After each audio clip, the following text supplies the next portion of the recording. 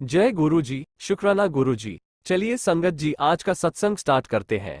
धीर कपूर अंकल को गुरुजी से जुड़े हुए 5-6 साल हो गए थे।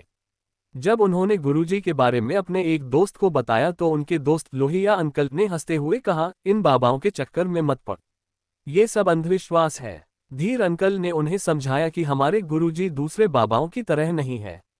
उन्हें हमसे कोई पैसे या दान नहीं चाहिए, वो बस खुश होने को कहते हैं और कहते हैं ऊपर वाले का शुक्राना कर, सब सही हो जाएगा। लोहिया अंकल ने कहा, जैसा तुझे सही लगे कर, मैं तो इन सब चीजों से अलग रहता हूँ। एक बार लोहिया अंकल की पत्नी भी उनसे गुरुजी का जिक्र करने लगी कि सुना है जो भी उनके दर जाता है उनका आशीर्वाद जरूर मिलता है। काफी संगत उनके परिवार से जुड़ रही है। लोहिया अंकल ने उन्हें भी वही बात बोली जैसा उन्होंने धीर अंकल को कहा था। एक दिन जब लोहिया अंकल अकेले बैठे थे तो उनके मन में आया कि धीर और मेरी पत्नी दोनों ने गुरुजी के बारे में जिक्र किया। परसों मेरे ऑफिस में भी मुझे एक दोस्त ने गुरुजी के मंदिर जाने को कहा। ऐसा क्यों हो रहा है?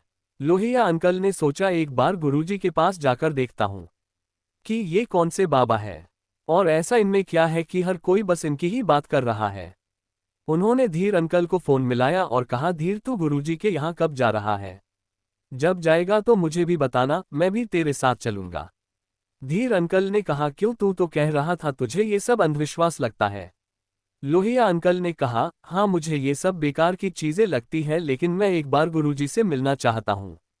जब वो दोनों गुरुजी के दरबार गए, गुरुजी कुछ 3-4 संगत से बातें कर रहे थे और कुछ संगत वहां बैठी हुई थी और कुछ उनका आशीर्वाद लेकर बाहर जा निकल रही थी।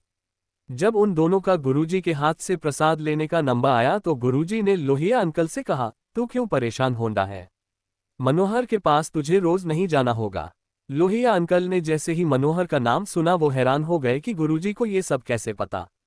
अंकल अपनी पत्नी को आजकल जिस डॉक्टर के पास ले जा रहे हैं उनका नाम मनोहर है। उनकी पत्नी के नसों में खिंचाव है और उसका इलाज मनोहर नाम के एक डॉक्टर के पास चल रहा था। लोहिया अंकल ने गुरुजी से कहा, गुरुजी वो इस तकलीफ से बहुत परेशान है और इसीलिए मैं आपके पास आया था। लेकिन आपको तो सब पता है, आप कृपा करके मेरी पत्नी को भी अपना आशीर्वाद दीजिए। 2 दिन के अंदर ही लोहिया अंकल अपनी पत्नी के साथ गुरुजी के पास आए और कहा, गुरुजी अब काफी आराम है, थोड़ा सा भी चलने पर दर्द होने लगता था, लेकिन आज इतनी दूर आपके दरबार आई हूँ और ऐसा लग रहा है मैं अब नाच भी सकती हूँ। आपका शुक्राना गुरुजी, हर पल शुक्राना।